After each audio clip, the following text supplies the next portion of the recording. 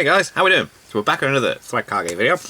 We watched the how to fix the war arc video, which was quite interesting, and he said that it was a lead into how Naruto should have ended.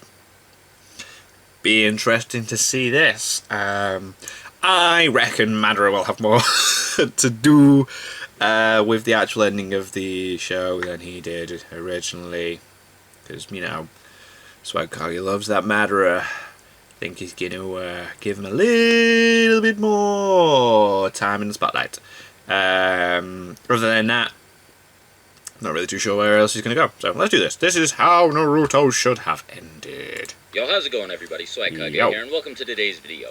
The subject matter should be pretty obvious. The title and thumbnail should have made it quite evident that I'm going to be talking about how I think Naruto should have ended. But let me place some emphasis on the "I think" part of that sentence. In simpler terms, I don't claim to speak on behalf of everybody. This is my own opinion, at least for the most part. I'm going to base a handful of changes on the fan base's general consensus about a particular plot point or series moment. But for the most part, this is going to be based entirely on my own opinion. Though some disagreements are unavoidable, you're not going to see eye to eye with me on everything that I say throughout this video. But I hope most of you still enjoy it nonetheless. Now, I might be getting a bit ahead of myself. Some of you may be a little confused, so let me briefly outline how I'm going to be laying out this video. First of all, it's a follow-up to a video I posted last week talking about how I feel Naruto's war arc could have been improved. Which was alright. You don't have to go watch the video by any means. As a matter of fact, I don't think you're missing out on much if you don't go watch it. But maybe if you do check it out, it'll give you a better idea of the frame of mind that I'm approaching this from. So if you want to go watch it first, I guess I'll leave a link in the description. Or you can go watch my reaction video to it. On my channel, but and that then doesn't really matter. The main reason I brought it up is because I'm going to be picking up where I left off in that video, which is the point at which Madara arrived on the battlefield. Now, the thumbnail, and I guess the title to some extent, may have led you to believe that I'm going to be strictly discussing the very end of Naruto, with Kaguya, Naruto versus Sasuke, the Sage of Six Paths, and all of that. And I will get to covering that stuff, so don't worry. But in order to do that, I'm going to have to start by tackling all the stuff that came directly before it. As a matter of fact, that's the only reason I made last week's video about the war arc in the first place. Makes it easier for the ideal ending that I have in mind for Naruto requires making a lot of narrative changes starting from as early as the beginning of the war arc. And since I already made an entire video about the war arc, I think it only makes sense for me to start talking about how I think the final arc could have been different. So that's what we're going to be doing in this video. Without wasting any more time on this incredibly lengthy intro into this. Let's get right into the topic at hand and start discussing how Naruto's final arc and how its ending could have been better. So just like I said in last week's video, the overall story structure is going to remain the same. I really like the vision that Kishimoto had in mind for the end of the series. He just made a lot of really bad calls as an author, and it resulted in a final product that wasn't nearly as good as it should have been. Now, the first sign of this sloppiness is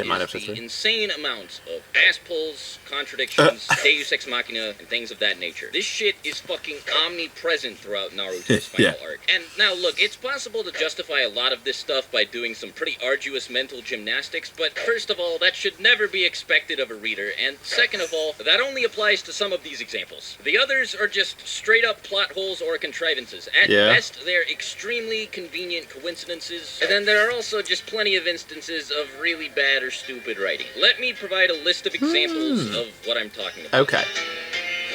He's Nami. Uchiha without Senju implants. Obito revives the Jubi, missing two Orochimaru's return. The Reaper release mask. That came out of nowhere. Obito and Kakashi never going blind, Kakashi awakens MS-17 plus years before ever using it. Biju Minato, Sage Minato, This just came out of nowhere, didn't they? Can't use Kamui because the Jubi is inside him. And die. Madara could use Kamui as Madara uses multiple ocular powers without his eyes. So the type can't tell a shadow clone apart. Madara summons Gedo Mazo while it is still inside. Sage 6 Paths appears. That was weird. And cool. Naruto saves Guy from the Gate of Death. That was a bit lame, wasn't it? Kabuto returns as a good guy. That was a bit lame as well. Infinite Tsukuyomi turns people into Waizetsu. That was lame. Madara turns to Kaguya. That was lame. Zetsu is single-handedly responsible for the entirety of Naruto's history. He gets his perfect Sasuno. Nice. Obito was the coolest guy. Madara's redeemed. Lame. Every Kage uses a summoning jutsu to return to his... I also neglected to mention a handful of other things, like how Obito arbitrarily opted not to use his Rinnegan abilities, probably because Kishimoto just decided it would make him too powerful. Like, I get it, apparently they consume a lot of chakra, but Obito was casually controlling six-tailed beasts at once. Plus, he didn't even start using his Rinnegan powers after he became Jubito, so what fucking gives? Another example is how Sakura got this miraculous fucking power-up that propelled her from maybe like high Chunin, low Jonin level to above Kage level, and it didn't really end up amounting to thick bubkiss. She didn't accomplish diddly squat with it. Or the fact that Obito had half of his body crushed underneath the weight of a cave, but his Sharingan was left perfectly intact, and Madara was still able to save him somehow. And don't even get me started on how Naruto talked no jutsu to Obito. That made me incredibly upset, and I could probably spend an entire video ranting about that alone. Anyway, let's move on. I've been talking about these issues for quite a long time now, and I think it's about time for me to start discussing how I think they can be fixed. Alright. First of all, I don't really have any problems with how Madara was handled, at least not at the beginning of the arc. His battle against the 4th Division and against the 5 Kage is totally fine, but the battles against Obito and Kabuto both need to be completely overhauled. Yeah, the so Kabuto, let's start with Kabuto. Alright, so first off, Itachi doesn't really need to be there, and at the very least, he should not be carrying the entire battle. Now, I know a lot of people, myself included, really did like seeing Itachi and Sasuke fight alongside one another for the first time ever, but Sasuke didn't really do anything in the fight. And again, Itachi's presence isn't really required. Like, you just have to nerf Kabuto, and then Sasuke would be able to take him on 1v1. It'd be a much better way to show what Sasuke's capable of with his EMS, because we never really got a good introductory battle to serve that purpose. Because as soon as he started fighting seriously against the Ten Tails and then eventually Jubito, all of his feats were kind of overshadowed by Naruto's. So the point is, either don't have Itachi there, or have Sasuke contribute just as much as Itachi did in the fight. Second thing, and the most important thing, is Izanami needs to be taken out completely. This was a really stupid jutsu, extremely overpowered insta-kill move that Kabuto had no way to defend himself against. It was like the worst kind of Deus Ex Machina, came out of nowhere, and when Itachi beat Kabuto with it, the victory didn't feel earned. Now, obviously, Sasuke and Itachi can't kill Kabuto. If they do that, you can't release the Edo Tensei, and that would leave the allied shinobi forces in a bit of a pickle. But a very easy way to force Kabuto to undo the jutsu would be having Itachi, if you decide to keep him around, of course, press him so hard that he has to undo Edo Tensei in order to survive. Have Sasuke and Itachi back Kabuto into a corner through teamwork, where he's about to get pierced by the Totsuka blade, and is thereby forced to release the jutsu in order to get Itachi off the battlefield. This would also be a much better way to lead Sasuke and Kabuto to the battlefield, without having Kabuto go through that really stupid Izanami self-discovery process. That would be cool, actually, because like, obviously, if you released it, then Itachi would disappear.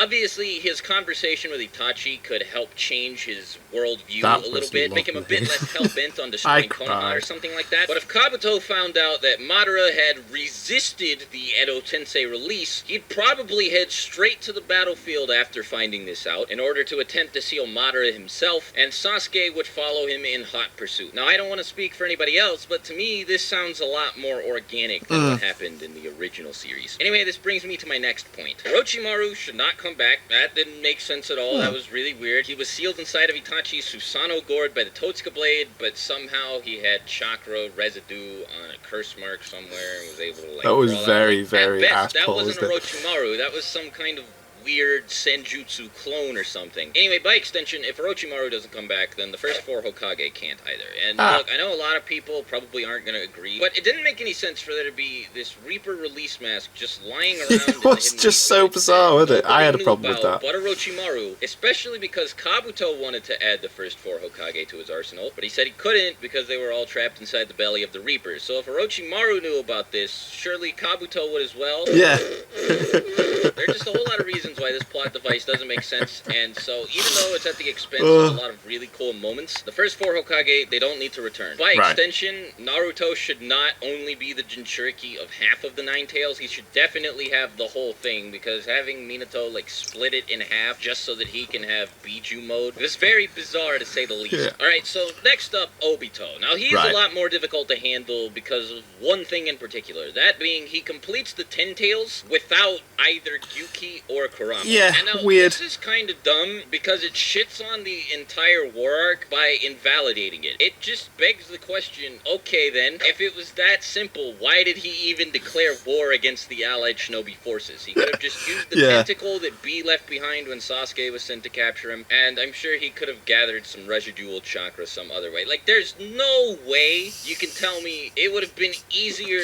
to wipe out Naruto plus all of the other ninja on the planet than it would have been for him to just capture Naruto by himself, right? The war serves no purpose if you make it this easy for him to complete the 10 tail. So he has to extract Gyuki from Killer Bee and add it to the Ghetto Mazo, which is thankfully much easier now that he's in possession of the Rinnegan, and he can just use the chains to call the Biju back into the statue. And this would be cool because you'd get a really emotional death scene. You know, Naruto had been bonding with Bee throughout the entire war arc, but Naruto's, he's much tougher. Because realistically, Obito would need to get Kurama from Naruto as well, leaving him without his Biju mode, the thing that he had been working to acquire for the whole arc, and also he'd die. Now, you could easily reverse Naruto's death using Kisho Tensei. This is the jutsu that Chiyo used to bring Gaara back from the dead. When the exact same thing happened to him, he had his Biju extracted from his body. But the problem of Naruto not being able to access his Biju mode still exists. And it would definitely be a huge slap in the face to everybody to see Naruto work to master this form for the entire arc, only to have his ability to use it stripped away from him, at least temporarily. Though I will say, this opens the door for a very nice emotional moment between Naruto and Kurama. He finally manages to befriend the Nine Tails, and as soon as he does, it gets ripped right out of his body. Now, the way you could go about having the Nine Tails extracted from Naruto would be a battle between he and Madara. I'm pretty sure Madara could use the Rinnegan rods to immobilize Naruto, at which point Obito would be able to extract the Nine Tails and subsequently form the 10 Tails. Now, I need to back up a bit because if all of this happens, it raises the question, well, okay, then who's supposed to bring Naruto back to life? And the only person who I think would feasibly be able to use Kisho Tensei is Tsunade. So she'd have to give her life in exchange for Naruto. Now, this would create a really bleak fucking tone for the rest of the arc. Really because would, B just died, Naruto nearly died, and Tsunade had to die in order to bring him back to life. Kurama's gone. You just have all these really great character moments. You know, Sakura having to come to terms with the fact that Tsunade's dead. Now, I'm not sure how Tsunade would get to the battlefield after being cut in half by Madara. I'm pretty sure Katsuyu would heal her the same way she did in the main series, but it would take a really long time. So Naruto might be out of commission for a while. But what I think would happen is the 10 Tails would get completed, and like in the main series, the allied shinobi forces would show up right after this. Everyone would notice Naruto's corpse lying on the floor, and Sakura would immediately volunteer to head to the location where the 5 Kage were last seen so that she could heal Tsunade and see if Tsunade could do anything to heal Naruto. At this point, Tsunade would be like, yeah, the only thing I can do is give my life in exchange for his, and he's a much more valuable asset to the team now than I am. This would be really cool because Sakura would have to come to terms with the fact that her mentor is dead, but on the flip side, she'd probably be very eager to take up Tsunade's mantle, and at that point, she activates the Byakugo, and it buffs her way more than it did in the main series. Like putting her at sub Naruto and Sasuke levels. It would be really awesome to see her finally accomplish some shit just like she did in the battle against Sasori, and it'd be really easy to justify to the audience too because her chakra control, which is the thing responsible for her insane level of strength, has been being hyped up since the beginning of the Land of Waves arc. Maybe not sub Naruto and Sasuke level, but I really want Sakura to be able to contribute. That's all that matters to me. Also, Tsunade's death would be really fitting because Naruto, Sasuke, and Sakura are the 3 students of the 3 Sannin, respectively. And seeing them reunite like this right after the death of the last of the 3 Sannin would be really cool. Some nice symbolic shit, you know? Now, one thing I forgot to go over is the backstory between Obito and Madara. First of all, don't have Kakashi unlock the Mangekyo Sharingan after killing Rin. That was dumb. Just have him train to unlock it like he initially did in the main series before the retcon. 2, figure out some other fucking way for Madara to save Obito from the boulder. I mean, I'm kind of out of ideas, but here's the thing. I don't want to change Toby to be a different character because I associate him way too heavily with Obito now, and I do like Obito for what he is, but something needs to be done so that Obito's rescue doesn't seem nearly as asinine. Madara could use Rene Rebirth, but that wouldn't really make sense because Nagato was currently in possession of his Rinnegan, and it just wouldn't make any chronological sense for this not to be the case because I'm pretty sure Nagato awakened the Rinnegan in the 2nd Shinobi World War, Obito got crushed by the boulder in the 3rd, Rene Rebirth came, but Kishimoto could probably fucking think of something. Anyway, on that note, Obito shouldn't mention him, like, at all. There are a lot of people under the impression that he started the entire Fourth War because of her, and granted, he does say that that's not the reason, but I can't blame people for not believing that, because, look, Obito mentions Rin quite a few times. Quite a lot. You let Rin die. As a matter of fact, she's one of the first things he brings up after he's unmasked. Like, immediately, he just says to Kakashi, you let Rin die, and talking about her this much, flashing back to her this much, it gives the readers an impression that Obito started the whole war just because he was upset he didn't get to put his dick inside of her. So that can still be the straw that broke the camel's back, seeing his best friend kill the girl he's in love with, but nothing more. He shouldn't still be mentioning it like 25 fucking years down the road. Anyway, moving on to Jubito and the Ten Tails itself, I think that Obito and Madara can still become the Jinchuriki of the Ten Tails, though I think the process for how they just absorb the entire fucking Jubi needs to be elaborated on. I think a really unique method of doing it would be having Obito or Madara use the Rinnegan to take control of somebody from the allied shinobi forces and have them perform Reaper Death Seal or something of that nature. Now, admittedly, you need somebody pretty fucking strong to seal the entire Ten Tails into somebody, but it makes more sense than them just arbitrarily absorbing the Jubi and becoming its Jinchuriki somehow. I mean, I don't really care how it's done, as long as it's elaborated upon. Make becoming the Jinchuriki an actually interesting process. Maybe make it something that all of the members of the allied shinobi forces are, in theory, able to do, but don't want to because of the point I'm about to bring up next, which is the fact that the Jubi should be impossible to tame. At full power, the Nine Tails nearly broke free of Naruto's body, so I don't see why the fucking Ten Tails wouldn't be able to do the same for Obito and Madara. So the difficulty of keeping the Ten Tails in check would be enough to offset Obito's ability to use Kamui, I think. Like, he'd be so preoccupied trying to keep this thing from murdering him from the inside that I don't think the ability to phase through objects would make him too threatening. I know it was done as a balancing mechanic in the original series, and it was one that probably needed to be implemented, but making it extremely difficult for Obito to focus on combat due to the fact that he constantly has to suppress the Ten Tails is a pretty good alternative, especially because his inability to use Kamui didn't really make a whole lot of sense. Eventually, the Ten Tails would break out of his body due to the pressure being put on him by the rest of the allied shinobi forces fighting him all at once. I mean, that would certainly make a lot more sense than Naruto performing Talk No Jutsu and using a moment of weakness created by that jutsu to tear through Obito and rip the Jubi out that way. Regardless, after the Jubi breaks free, Madara becomes its Jinchuriki, thinking that he has a much better chance of taming it. Of course, in the meantime, he'd have to get Obito to use Rene Rebirth, and now this is a problem, because I think the fact that Obito survived both a tailed beast extraction and casting Rene Rebirth, two things that have been individually responsible for multiple deaths throughout the series, by themselves, again,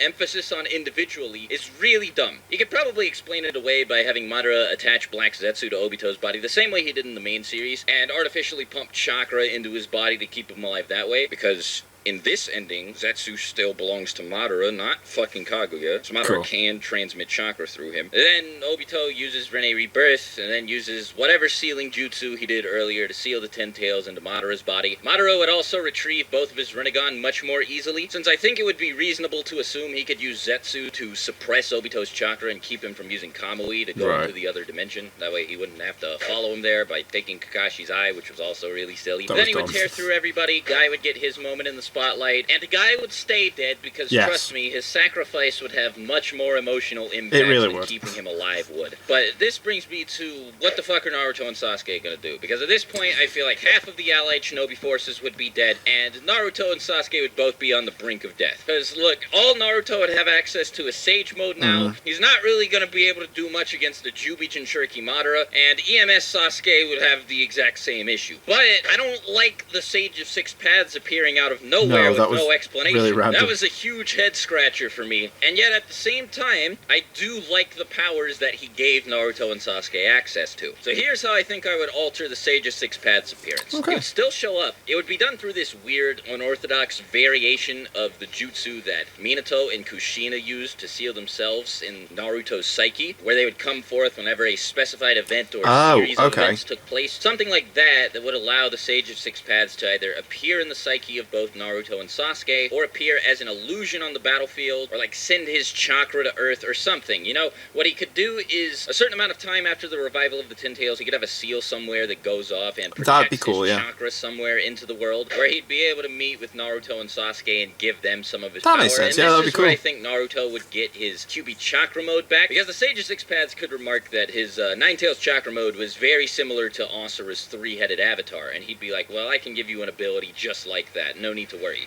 On that note, they should not be fucking reincarnates of Indra and Ashura. No. That was actually the dumbest thing that Kishimoto did while writing Naruto. It completely shit on the entire premise that the story first had. Yeah. It took Naruto from an underdog to the reincarnation of Jesus, and I mean that borderline literally. That whole plot point, that needs to be dismissed. Naruto and Sasuke can still get the power, though, and you can still draw a lot of parallels between the two of them and Indra and Ashura, but you don't have to make them actual fucking reincarnates of the two. The two of them would then go on to fight Madara in an extremely lengthy battle where Madara would have the upper hand for pretty much the entire time because he's way too overpowered, but he, like Obito, would have to fight against the Ten Tails breaking free from his body. Eventually, he'd succumb to the same fate as Obito when Naruto and Sasuke are both on the brink of dying. The Ten Tails would break free, and Naruto and Sasuke would see an opportunity to seal it away. Now, this is where I think you could set up a lot of cool things that already happened in the ending with much better explanations.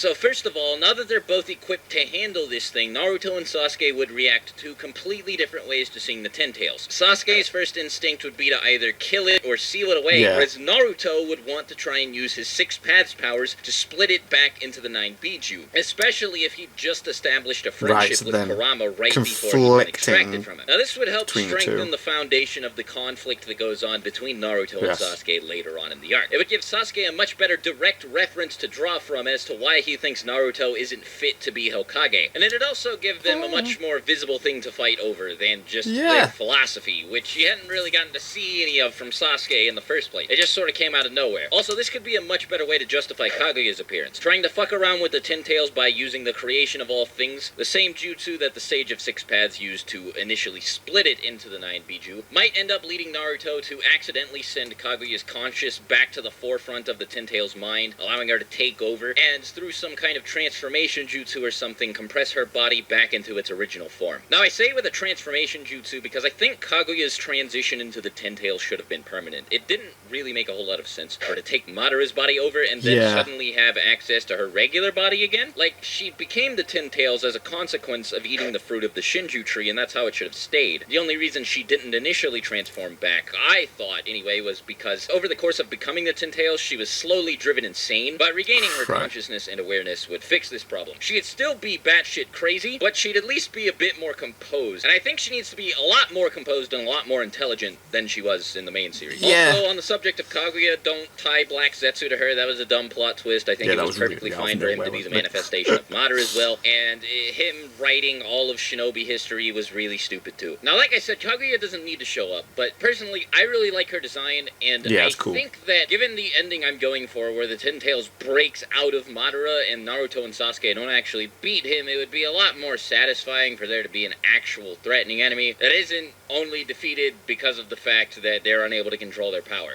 Naruto and Sasuke would then go to take Kaguya out. No perfect Susanoo on Kakashi's behalf or any of that. Sakura could still get involved, and Kakashi could still too, considering he still has access to Obito's Sharingan since Madara never popped it out. So I think I would restrict Kaguya's abilities, keep her from being a fucking dimension hopper. That way she can't trap Naruto, Sasuke, Sakura, and Kakashi in another dimension so that the Sage of Six Paths has to summon every Kage ever from the dead to use a summoning jutsu to bring them back. Like that was really dumb. Again, Kaguya doesn't have to show up. I just think that it would feel better as a reader, and it would make the ending feel less incomplete if after the Ten Tails broke free from Madara, we had an actual threat. You know, it would just feel really empty if Naruto and Sasuke didn't really get the win there, and then nothing else followed. Regardless, directly after the last antagonist, Naruto and Sasuke have their little scuffle. Though Sasuke wouldn't have the extra insight he received from Hashirama, he would still probably have his resolve shifted a bit thanks to his conversation and meeting with Itachi. He could also have a lengthy conversation with the Sage of Six Paths, asking him to tell him the truth about everything that's gone on throughout all of Shinobi history, since if the Sage of Six Paths is capable of summoning himself to the real world despite the fact that he died like 1,000 years ago, then surely he'd be able to tell Sasuke about a bunch of major historical developments in the Shinobi world. This would lead Sasuke to develop his plan, but in my opinion, Sasuke's plan shouldn't be to unite the world against him, but rather just to rule as an authoritarian dictator with an iron fist. A secondary consequence of doing this could be to unite everybody against him. I'm pretty sure that's what he was going for in the original manga, as a matter of fact, but I think much more emphasis should be placed on the fact that he plans to snuff out all crime, sort of like Kira from Death Note, since nobody alive would have any chance of taking him out. Naruto and Sasuke have their final battle, then the series comes to an end. Madara and Obito don't get redeemed. They don't fucking be like, well, you guys were right all along. The infinite Tsukuyomi doesn't turn people into Zetsu. And I think that after Naruto becomes Hokage, it shouldn't be established that the world has achieved true peace. He's still trying to search for the answer, and even though the 5 great nations have allied with one another, there still need to be problems brewing amongst them. This would give Naruto and the rest of the characters a good chance to reflect on Madara's goal and ask themselves if the infinite Tsukuyomi really was all that bad. As for ships and stuff, I'm not really gonna get into all of that. Personally, I would have liked to see Sasuke kill Sakura, but I don't really mind the two of them getting together in the end either. Also, the series should actually end here. I'd really prefer if Boruto didn't have... Amazing. That's amazing.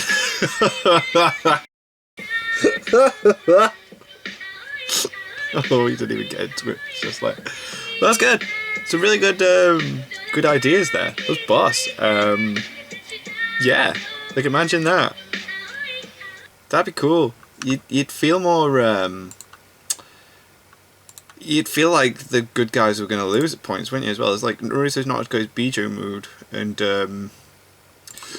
excuse me, you're like, what's he going to do? And then, yeah, that list of everything that was kind of wrong with this, it's just so funny. In the way you're just like, there's a lot of it. I thought that was quality. That was a good video. That's cool. So, yeah, there we go. That's how Naruto should have ended. What did you guys think of that? What did you guys think of this? Click like, subscribe if you haven't already. Leave comments down below. Let me know what you want to discuss in future videos, and I'll see you guys. It's all you guys next time.